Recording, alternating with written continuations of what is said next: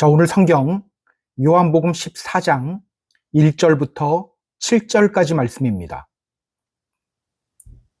요한복음 14장 1절부터 7절까지 말씀. 자, 우리 같이 읽습니다. 너희는 마음에 근심하지 말라. 하나님을 믿으니 또 나를 믿으라. 내 아버지 집에 거할 곳이 많도다. 그렇지 않으면 너희에게 일렀으리라. 내가 너희를 위하여 거처를 예비하러 가노니 가서 너희를 위하여 거처를 예비하면 내가 다시 와서 너희를 내게로 영접하여 나 있는 곳에 너희도 있게 하리라. 내가 어디로 가는지 그 길을 너희가 아느니라. 도마가 이르되 주여 주께서 어디로 가시는지 우리가 알지 못하거늘 그 길을 어찌 알겠사옵나이까. 예수께서 이르시되 내가 곧 길이요 진리요 생명이니 나로 말미암지 않고는 아버지께로 올 자가 없느니라. 너희가 나를 알았더라면 내 아버지도 알았으리로다. 이제부터는 너희가 그를 알았고 또 보았느니라. 아멘. 제자들은요, 자신이 예수님의 진짜 제자라는 것을 증명하고 싶어 했습니다. 그런 그들을 향해 예수님이 말씀하셨죠. 믿음의 자리는 자기를 증명하는 자리가 아니야. 하나님을 드러내야 하는 자리야. 믿음의 자리는 자기를 증명하는 자리가 아니야. 하나님을 드러내야 하는 자리야. 그리고 이어서 이렇게 말씀하셨습니다. 새 계명을 너희에게 주노니 서로 사랑하라. 내가 너희를 사랑한 것 같이 너희도 서로 사랑하라. 너희가 서로 사랑하면 이로써 모든 사람이 너희가 내 제자인 줄 알리라. 예수님은요, 자신의 제자됨을 증명하는 대신 사랑을 실천하라고 말씀하셨습니다. 그렇게 사랑을 실천할 때 그들의 제자됨이 드러나게 된다고 말씀하셨습니다. 자, 그런데 그때 베드로가 근심하며 예수님께 물었죠. 주여, 어디로 가십니까? 주여, 어디로 가십니까? 예수님은요, 자기를 증명하지 말고 사랑을 실천해야 한다고 말씀하고 있어요. 그런데 그는요, 뜬금없이 이 질문을 예수님께 던졌어요. 주여, 어디로 가십니까? 베드로가 왜 갑자기 이 질문을 던졌죠? 자기를 드러내기보다는 아버지 하나님을 드러내고 서로 사랑을 실천해야 한다는 예수님의 말씀이 베드로의 귀에 들어오지 않았기 때문입니다. 곧 그들을 떠나실 거라는 예수님의 말씀만 귀에 들어왔기 때문이에요. 아니나 다를까 그는 예수님을 향해 이렇게 말했습니다. 저는 주를 위하여 내 목숨 버릴 겁니다. 제자란 스스로 자신을 증명하는 사람이 아니라고 알려주었음에도 불구하고 그는 여전히 자신을 증명하려고 했어요. 자신의 굳은 결심을 보여주며 자신의 믿음을 증명하려고 했습니다. 그런 베드로에게 예수님이 말씀하셨죠. 내가 진실로 진실로 너에게 이르노니 다 굴기 전에 너가 3번 나를 부인하리라. 다 굴기 전에 너가 3번 나를 부인할 거야. 예수님은요, 그의 결심이 얼마나 하찮고 보잘것없는 것인지를 알려주셨습니다. 오늘 본문은요, 십자가를 지기 전 예수님이 제자들에게 계속해서 전하는 당부의 말씀입니다. 자, 1절 같이 읽습니다. 너희는 마음에 근심하지 말라. 하나님을 믿으니 또 나를 믿으라. 자, 예수님이 제자들을 향해 말씀하셔요. 너희는 마음에 근심하지 말라. 너희는 마음에 근심하지 말라. 여러분, 예수님이 왜 제자들에게 이 말씀을 하셨을까요? 얼굴이 평안해 보이는 사람에게 너 근심하지 마. 이렇게 말하지 않죠. 제자들의 얼굴에 근심이 가득한 것이 보였기 때문에 예수님이 제자들에게 이렇게 말씀하신 거예요. 너희는 마음에 근심하지 말라. 너희는 마음에 근심하지 말라. 여러분, 지금 제자들은 왜 근심하고 있는 걸까요? 왜 제자들의 얼굴에는 근심의 빛이 드리워져 있는 걸까요? 이렇게 근심하고 있는 제자들을 보면서 우리가 알 수 있는 것이 있어요. 앞에서 베드로가 근심하며 예수님께 이렇게 물었죠. 주여, 어디로 가십니까? 주여, 어디로 가십니까? 예수님은요, 자기를 증명하는 대신 하나님을 드러내고 서로 사랑을 실천하라고 말씀하셨는데 베드로는 그 말씀이 귀에 들어오지 않았어요. 예수님이 곧 그들을 떠나신다고 말씀하신 것만 그의 귀에 들어왔어요. 그래서 근심하며 주님께 물은 거예요. 주여, 도대체 어디로 가는 겁니까? 그렇다면 여러분, 지금 다른 제자들도 근심하고 있잖아요. 이것이 무엇을 의미합니까? 다른 제자들도 베드로와 똑같은 상태였다는 것을 의미하죠. 그들 역시 자기를 증명하지 말고 사랑을 실천해야 한다는 예수님의 말씀이 귀에 들어오지 않았다는 거예요. 예수님이 곧 그들을 떠나실 거라고 말씀하신 것만 귀에 들어왔다는 것을 의미합니다. 안타깝죠? 여러분, 그들은 왜 예수님의 말씀을 똑바로 듣지 못한 걸까요? 이해력이 부족했던 걸까요? 자, 이러한 현상을요, 선택적 청취라고 합니다. 자기가 듣고 싶은 것만 듣고 그렇지 않은 것에 대해서는 귀를 닫아버리는 현상입니다.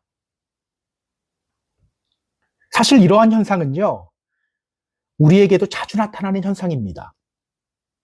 특히요, 우리 대화 중에 자주 나타나요. 상대방이 말을 하고 있는데 상대방에게 집중하지 않고 자기 자신에게만 집중하고 있는 경우가 있어요. 그냥 자기 할 말만 생각하고 있는 경우가 있어요. 그때 나타나는 현상이 있죠. 겉으로 보기에는 상대방과 눈을 마주하며 대화를 하고 있는 것처럼 보여요. 그러나 실제로는요, 상대방이 무슨 말을 하는지 귀에 들어오지 않아요. 상대방이 이야기하고 있는 중에도 그냥 자기 할 말이 생각나면 일단 상대방의 말을 끊고 자기 말을 합니다. 때로는 상대방의 말을 자기 마음대로 엉뚱하게 해석하고 적용하기도 합니다. 이러한 현상이요, 모두 자기 자신에게만 집중하고 있었기 때문에 나타나는 현상입니다. 지금 베드로를 비롯한 모든 제자들이 그와 같은 상태였다는 거예요.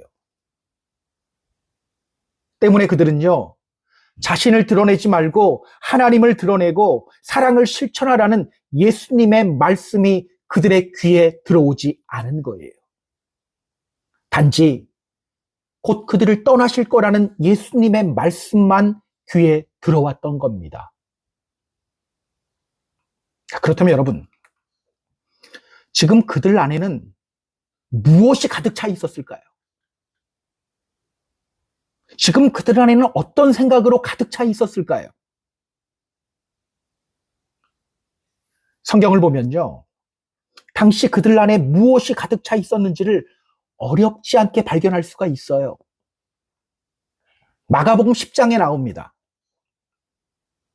예수님이 십자가를 지기 위해 예루살렘으로 올라올 때 야고보와 요한이 예수님께 이렇게 말했어요. 주여, 주의 영광 중에서 우리를 하나는 주의 우편에, 하나는 좌편에 앉게 해주세요. 그리고 그 말을 들은 제자들은요, 야고보와 요한에게 화를 냈습니다.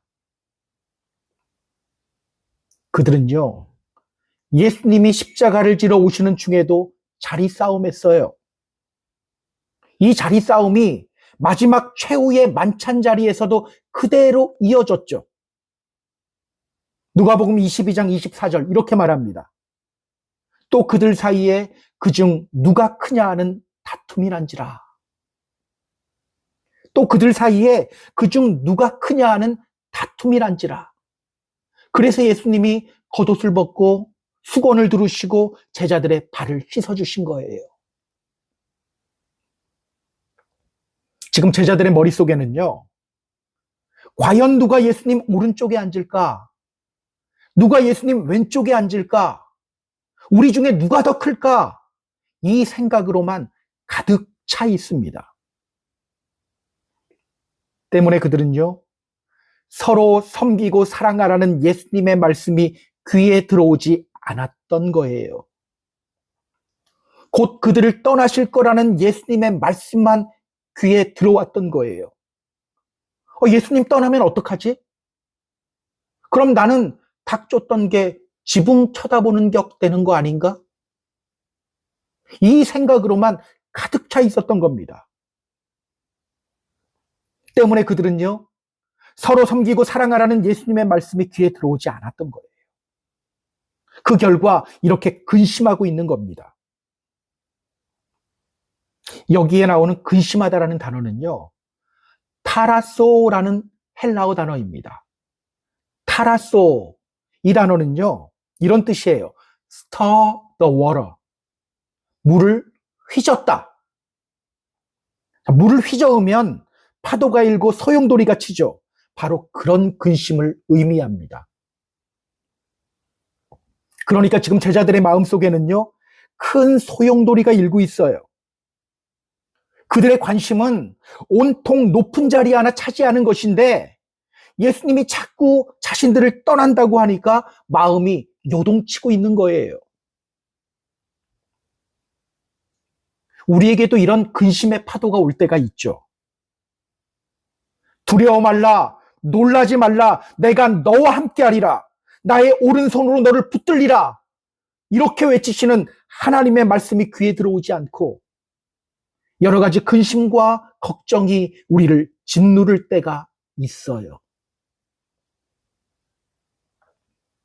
요즘 여러분은 어떤 근심을 하고 있습니까?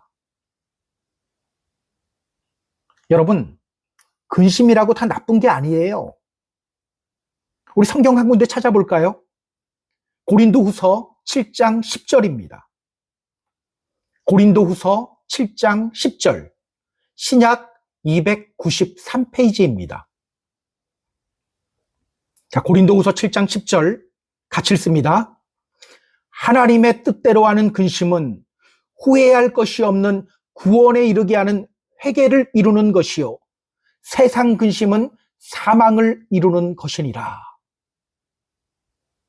하나님의 뜻대로 하는 근심은 후회할 것이 없는 구원에 이르게 하는 회개를 이루는 것이요, 세상 근심은 사망을 이루는 것이니라. 근심에도 두 가지 종류의 근심이 있죠.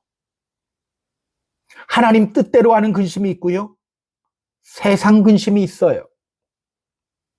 하나님 뜻대로 하는 근심은요, 회개하게 만드는 근심이에요. 죄를 지었을 때 오는 근심입니다. 그러나 세상 근심은요, 우리를 파괴하는 근심이에요. 오늘 여러분의 근심은 어떤 종류의 근심입니까? 만약 그것이 세상 근심이라면 그 근심은 어디에서부터 왔을까요? 제가 성경을 읽다가 재미있는 것을 하나 발견했어요. 너희는 마음에 근심하지 말라. 이 부분을 헬라어 성경으로 보면요. 근심하다라는 동사의 형태가 수동태예요. 우리는 제자들이 근심한다고 하잖아요. 근데 수동태예요. 이것이 무엇을 의미합니까? 겉으로 보면 그들이 예수님이 떠난다는 말을 듣고 근심하고 있는 것처럼 보이지만 실상은 그게 아니라는 거죠. 그들로 하여금 근심하게 만드는 어떤 존재가 있다는 거예요.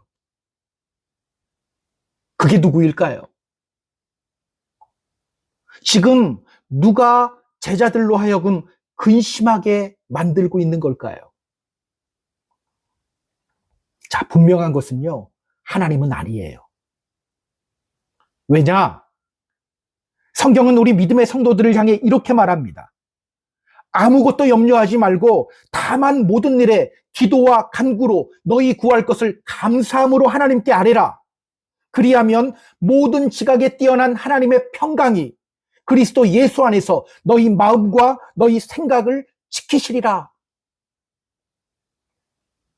성경은요, 염려 대신 기도를 하라고 하죠. 그러면 하나님의 평강이 임하게 된다고 말하고 있어요. 그렇다면 여러분, 지금 누가 제자들로 하여금 근심하게 만들고 있는 걸까요? 이런 말이 있습니다. 이 세상에서 가장 벗어나기 어려운 것은 근심이라는 마귀다. 이 세상에서 가장 벗어나기 어려운 것은 근심이라는 마귀다. 바로 마귀가 제자들로 하여금 근심하게 만들고 있는 거예요. 기억하시기 바랍니다. 하나님의 음성은 평안이고요.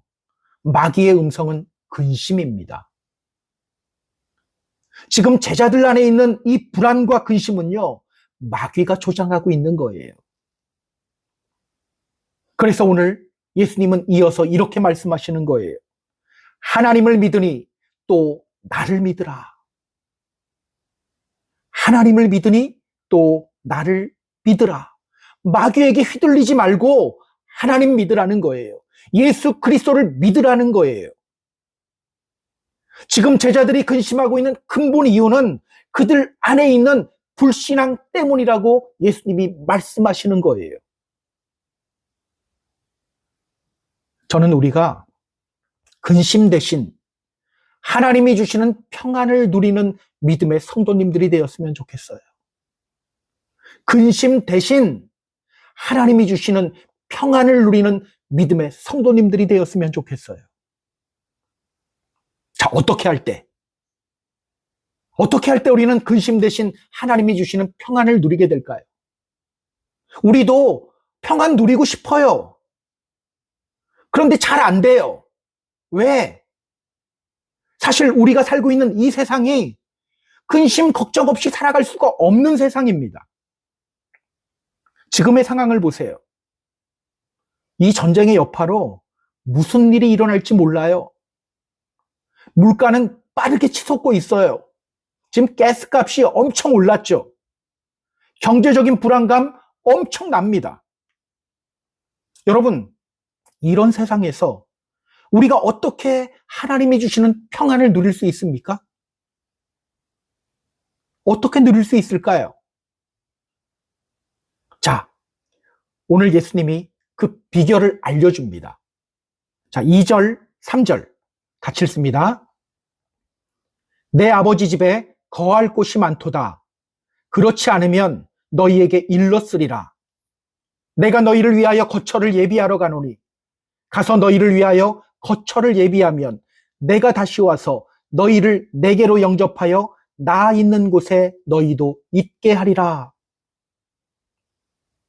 예수님은요, 근심하고 있는 제자들을 향해 이렇게 말씀하십니다. 내 아버지 집에 거할 곳이 많아. 내가 너희를 떠나는 것은 너희의 거처를 예비하기 위해서야. 너희의 거처를 다 예비하면 내가 너희를 나에게로 영접하여서 나 있는 곳에 너희도 있게 할 거야. 이 말씀이 무슨 뜻일까요? 내 아버지 집에 거할 곳이 많아. 내가 너희를 떠나는 것은 너희의 거처를 예비하기 위해서야. 너희의 거처를 다 예비하면 내가 너희를 나에게로 영접해서 나 있는 곳에 너희도 있게 할 거야. 이 말씀이 무슨 뜻일까요? 자, 이 구절에 대한 오해가 있더라고요. 킹 제임스 버전 성경을 보면요, 여기에 나오는 거할 곳이라는 단어를 맨션이라는 단어로 번역했어요. 맨션, 고급 아파트. 그래서 이 구절을 보면서 이렇게 말하는 분들이 있어요. 하나님이 우리 믿는 사람들을 위해 천국에 맨션을 준비해 두셨습니다. 교회 열심히 섬기고 헌금 많이 하면 우리는 천국에서 맨션 아파트에 살 겁니다. 여러분 몇 평에 살고 싶으세요? 여러분, 주님이 그런 의미로 이 말씀을 하신 걸까요? 물론 우리 주님은요, 우리 믿음의 성도들을 위해 좋은 것을 예비해 두고 계십니다. 그러나 이 말씀은요, 그것보다 훨씬 깊은 의미를 담고 있어요. 자, 이 말씀의 의미를 이해하려면요, 이스라엘의 결혼 문화에 대해서 알아야 합니다. 성경은요, 예수님을 우리의 신랑으로 비유하고요, 우리는 예수님의 신부로 비유합니다. 그리고 이스라엘의 결혼 문화를 비유로 설명하는 부분이 아주 많아요. 자, 이 부분도요, 이스라엘의 결혼 문화를 알아야 이해가 되는 부분이에요. 자, 유대인들의 결혼식은요, 2번으로 이루어집니다. 첫 번째를 정혼이라고 하고요, 2번째를 혼인이라고 합니다. 자, 오늘날 우리식 개념으로 약혼과 결혼으로 이해하면 안 돼요. 둘 다 정식 결혼식입니다. 먼저 남자는요, 자기 아버지와 함께 자기가 사랑하는 여자의 집으로 갑니다. 그리고 여자의 아버지로부터 결혼 승낙을 받으면 그 자리에서 정혼식을 합니다. 그렇게 정혼식이 끝나면 이 둘은 정식 부부가 돼요. 그렇다고 곧바로 함께 사는 것이 아니에요. 신랑은 자기 집으로 돌아가 신부와 살 집을 마련해야 합니다. 자, 그래서 오늘 예수님이 이렇게 말씀하시는 거예요. 내가 너희를 위하여 거처를 예비하러 간다. 내가 너희를 위하여 거처 예비하러 가는 거야. 자, 그럼 신부는 그동안 무엇을 할까요? 정절을 지키며 남편을 기다려야 합니다. 신랑이 언제 올지 모르기 때문에 등불에 기름을 채우고 신랑을 기다려야 돼요. 마리아가 예수님을 임신했을 때가 바로 이렇게 정혼 상태였을 때 임신했던 거예요. 오늘 우리의 상태가 바로 신랑 대신 예수 그리스도를 기다리고 있는 상태예요. 자, 그렇다면 여러분, 신랑은 언제 신부를 데리러 갈 수 있을까요? 집을 다 지으면 신부 데리러 갈 수 있을까요? 아니요, 그렇지 않아요. 신랑의 아버지가 신랑에게 너 이제 가서 신부 데리고 와라 명령하면 그때 신랑은 신부를 데리고 올 수 있습니다. 신랑이 그냥 나 이제 집 다 지었으니까 신부 데리고 와야지 이러고 떠나는 게 아니에요. 아버지가 신부를 데리고 오라고 명령해야지 신부를 데리고 올 수 있습니다. 그래서 성경은 이렇게 말하는 거예요. 그러나 그날과 그때는 아무도 모르나니 하늘의 천사들도 아들도 모르고 오직 아버지만 아시느니라. 때문에 여러분, 마지막 때가 언제라고 말하는 사람들이 있죠. 다 사기꾼이라고 보시면 돼요. 아버지만 아는 건데, 아들도 모르는 건데, 그걸 자기가 어떻게 합니까? 다 거짓말이에요. 우리 그런 사기꾼들에게 속지 마시기 바랍니다. 자, 아버지의 명령이 떨어지면 신랑은 신부를 집으로 데리고 옵니다. 오늘 예수님이 제자들에게 이렇게 말씀하시죠. 가서 너희를 위하여 거처를 예비하면 내가 다시 와서 너희를 내게로 영접하여 나 있는 곳에 너희도 있게 하리라. 그렇게 신부를 데리고 오면 그때 혼인식이 열리고요. 첫날 밤을 보내고요. 그 이후로 혼인잔치가 열리는 거예요. 7일 동안 열립니다. 우리가 요한복음 2장에서 봤던 그 가나의 혼인잔치, 바로 이 단계에서 열리는 혼인잔치예요. 그리고 성경은요, 마지막 날 열리는 천국잔치를 혼인잔치로 묘사합니다. 자, 제가 요한복음 21장 1절, 2절 읽어드릴게요. 또 내가 새 하늘과 새 땅을 보니 처음 하늘과 처음 땅이 없어졌고 바다도 다시 있지 않더라. 또 내가 보매 거룩한 성 새 예루살렘이 하나님으로부터 하늘에서 내려오니 그 준비한 것이 신부가 남편을 위하여 단장한 것 같더라. 신부가 남편을 위하여 단장한 것 같더라. 자, 이렇게 성경은요, 예수님과 우리의 관계를 신랑과 신부의 관계로 묘사하고요, 천국잔치를 혼인잔치로 묘사합니다. 자, 그렇다면 여러분, 오늘 예수님의 말씀, 내 아버지 집에 거할 곳이 많아. 내가 너희의 거처를 예비하기 위해서 가는 거야. 너희의 거처를 다 예비하면 내가 너희를 나에게로 영접하여서 나 있는 곳에 너희도 있게 할 거야. 이 말씀이 무슨 뜻입니까? 이 불안한 세상, 근심 많은 세상을 살아가면서 우리 믿음의 성도들이 반드시 바라보아야 할 것이 있다는 거예요. 그것이 뭡니까? 신부가 신랑을 기다리듯 늘 주님 다시 만날 날을 가슴에 품고 살아야 한다는 겁니다. 늘 천국 소망을 품고 살아야 한다는 거예요. 초대교회 성도들, 그들은요, 매우 극심한 박해를 받았습니다. 그런데도요, 그들은 그들의 믿음을 잘 지켰어요. 그들이 그렇게 할 수 있었던 이유가 뭘까요?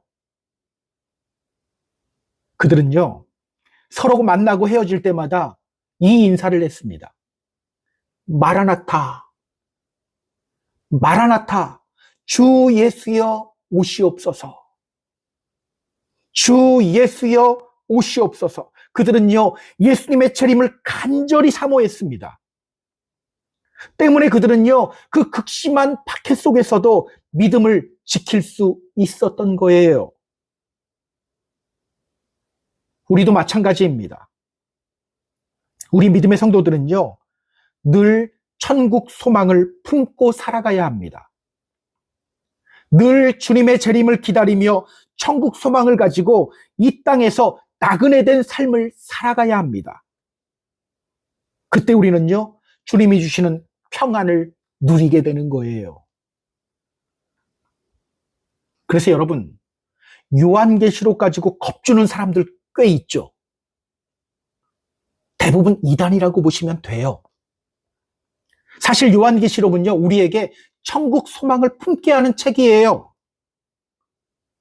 제가 아까 요한계시록 21장 1절, 2절 읽어드렸는데요.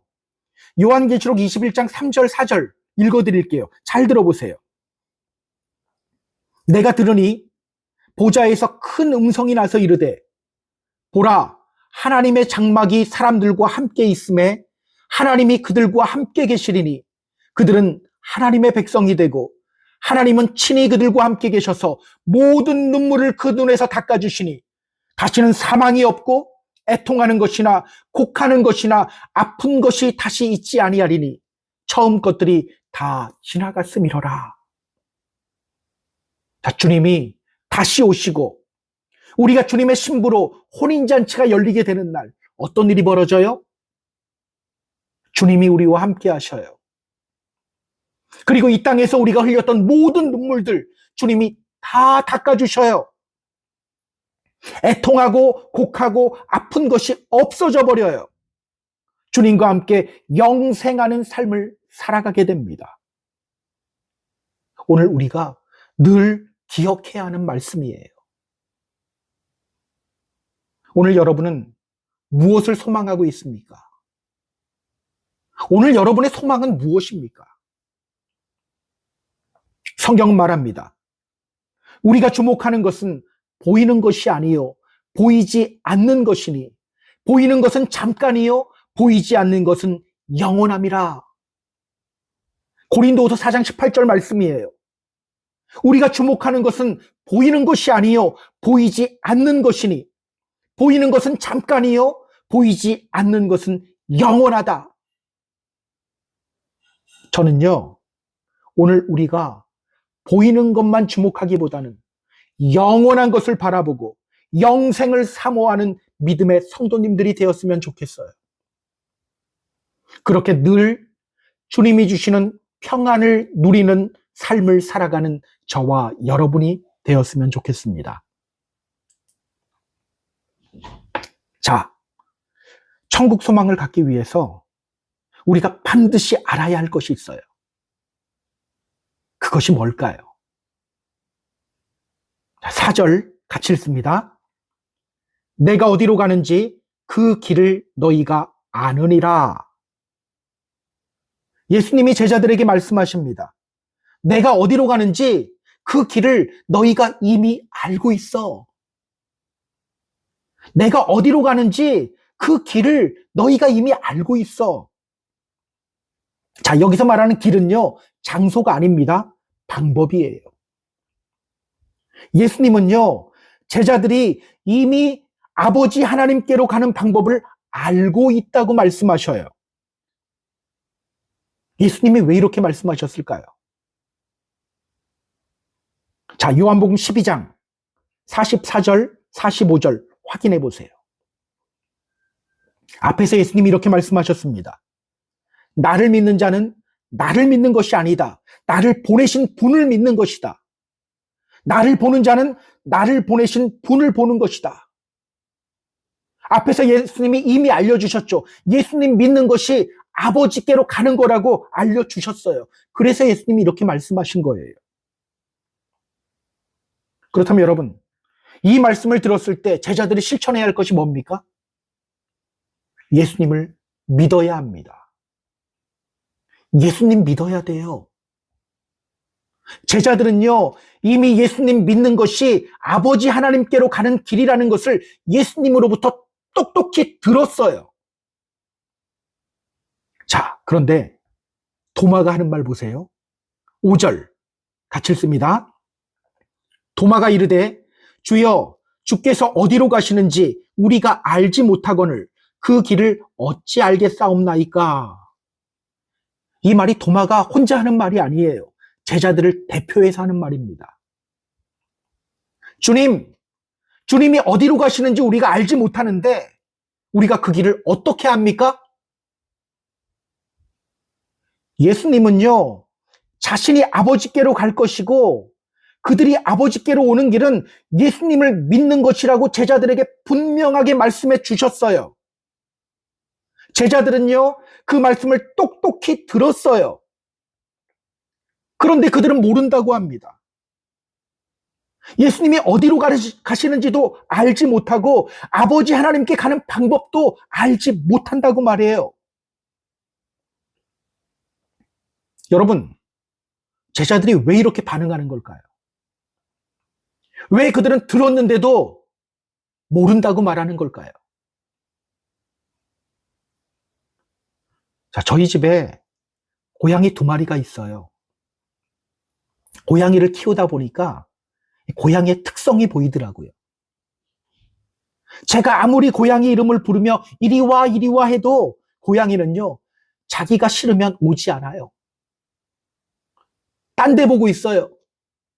자기가 오고 싶을 때 와요.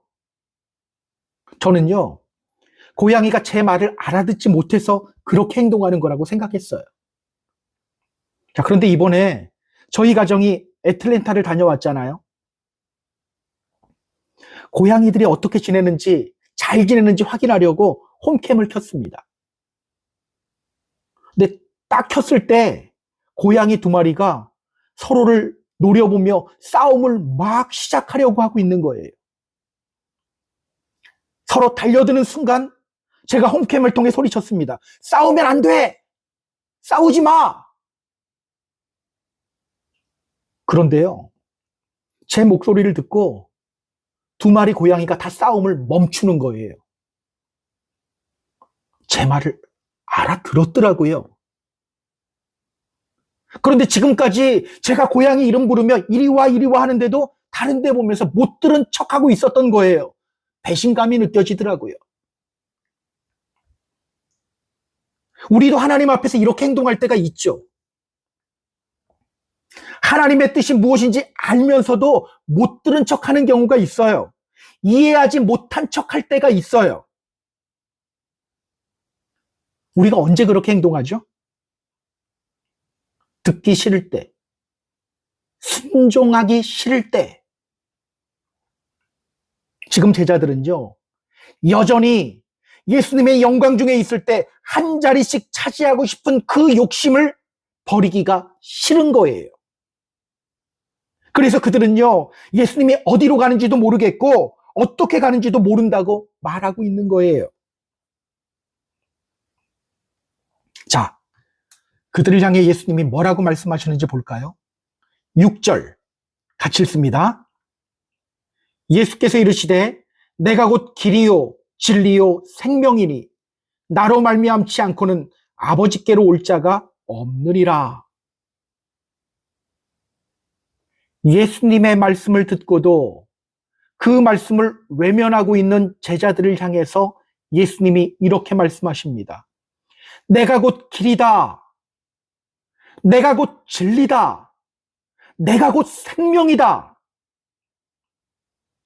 내가 길이다, 진리다, 생명이다. 이 말이 무슨 뜻일까요? 지금 예수님이 새로운 말씀하시는 거 아니에요. 앞에서 예수님이 이렇게 말씀하셨어요. 내가 양의 문이다. 내가 선한 목자다. 예수님이 길이라는 것은요, 예수님 따라 걸으라는 뜻이에요. 성경은요, 우리 인간은 양과 같은 존재라고 합니다. 양은요, 앞을 잘 보지 못해요. 사실 우리도 앞을 잘 보지 못해요. 야, 이 길이 선한 길이야 하고 갔는데 돌아보니 그 길이 선한 길이 아니었을 때가 얼마나 많습니까? 우리 인간은요, 선과 악을 잘 구분도 못해요. 어디로 가야 할지를 모르는 존재예요. 그런 우리를 선한 길로 인도하시는 분이 바로 우리 예수님입니다. 따라서 예수님이 길이라는 선언은요, 예수님만 따라가면 된다는 뜻이에요. 입 닫고 예수님 말씀만 따라 살면 된다는 뜻이에요. 자, 그렇게 예수님 말씀을 따라 살 때, 예수님 따라갈 때 우리가 어디에 이르게 됩니까? 내가 곧 진리다. 진리에 이르게 됩니다. 자, 진리에 이르게 된다. 이 말이 무슨 뜻일까요? 돌을 깨우친다. 이런 뜻이 아니에요.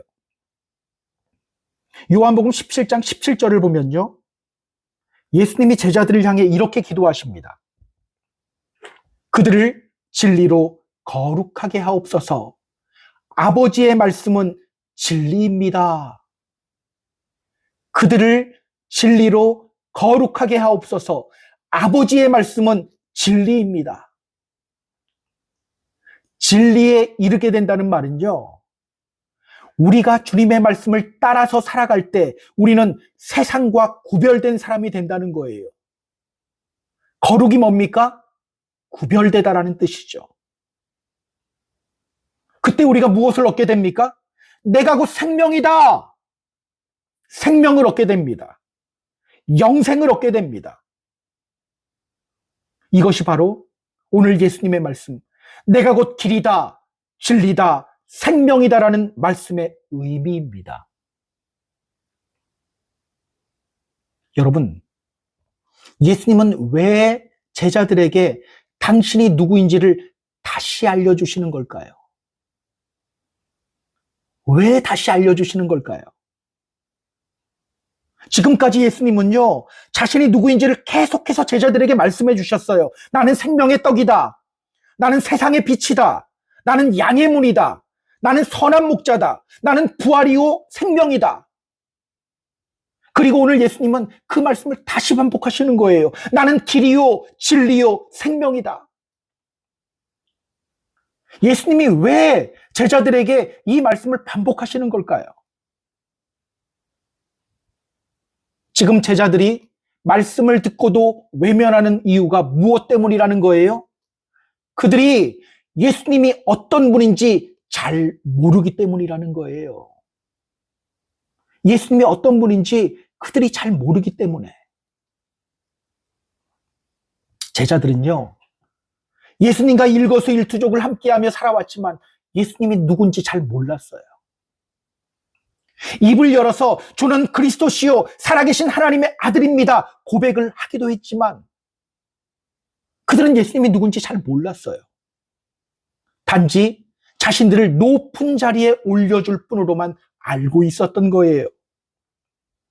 그렇기 때문에 그들은 예수님의 말씀을 듣고도 외면하고 있는 거예요. 예수님이 어디로 가는지, 그들이 어떻게 아버지 하나님께로 가야 하는지 잘 모르겠다고 말하고 있는 거예요. 여러분, 믿음 생활의 모든 문제는요, 주님이 어떤 분인지 잘 모르는 것으로부터 출발합니다. 하나님의 하나님됨을 온전히 알지 못하는 것으로부터 시작됩니다. 하나님이 호세아 선지자를 통해 이렇게 말씀하셨죠. 내 백성이 지식이 없기 때문에 망한다. 주님 믿는다고 하지만 주님이 어떤 분인지를 알지 못하기 때문에 말씀을 귓등으로 듣게 되는 거고 말씀에 순종하지 않게 되는 거예요. 하나님의 하나님 되심을 온전히 인정하지 못하기 때문에 자꾸 우상에게 가는 거예요. 여러분, 우리가 주님 믿는다고 하면서도 주님을 온전히 의지하지 못하고 자꾸 사람에게 기대고 또 돈에 기대는 이유가 뭡니까? 시편 9편 10절에서 다윗은 이렇게 말합니다. 주여, 주의 이름을 아는 자가 주를 의지합니다.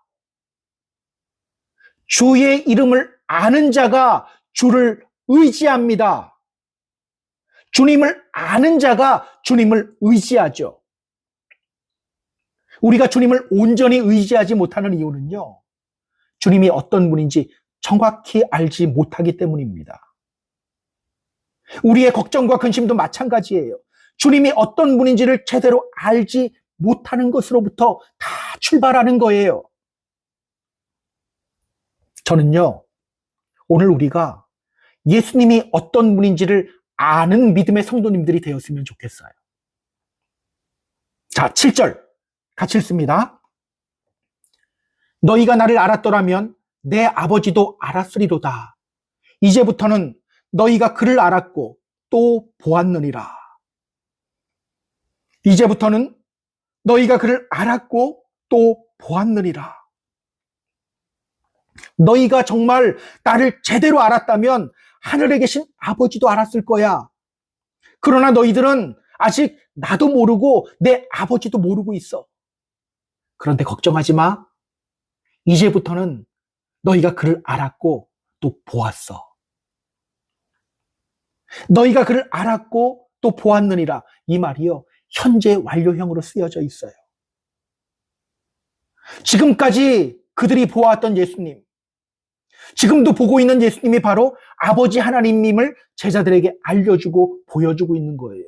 또 이 말씀이 더 은혜가 되는 것은요, 나는 아직까지 희미하게 보는데 주님은요, 내가 주님을 보고 있다고 말씀하셔요. 여러분, 이렇게 말씀하시는 예수님의 마음이 느껴지세요? 느껴져야 돼요. 예수님은요, 제자들의 눈이 열려서 예수님 당신을 진짜로 볼 수 있게 되기를 간절히 원하고 있는 거예요. 기억하시기 바랍니다. 오늘 예수님은요, 우리의 영적인 눈도 열려지게 되기를 간절히 원하시고 계십니다. 제발 눈을 떠라. 내가 곧 길이야, 진리야, 생명이야. 내가 곧 길이야, 진리야, 생명이야. 제발 눈을 떠라. 이제 말씀을 정리할게요. 사랑하는 펜사콜라 한인교회 성도 여러분, 저는 오늘 우리의 영적인 눈이 열렸으면 좋겠어요. 예수님이 정말 길이고 진리이고 생명이라는 사실이 오늘 우리 안에서 믿어지는 역사가 일어나게 되었으면 좋겠습니다. 그렇게 이 근심 많은 세상에서 천국을 향한 우리의 눈이 열렸으면 좋겠어요. 말씀에 귀닫지 않고 말씀으로 거룩하게 구별되는 저와 여러분이 되었으면 좋겠어요. 그렇게 주님이 주시는 평안을 경험하며 살아가는 저와 여러분이 되기를 주님의 이름으로 축복합니다. 축복합니다.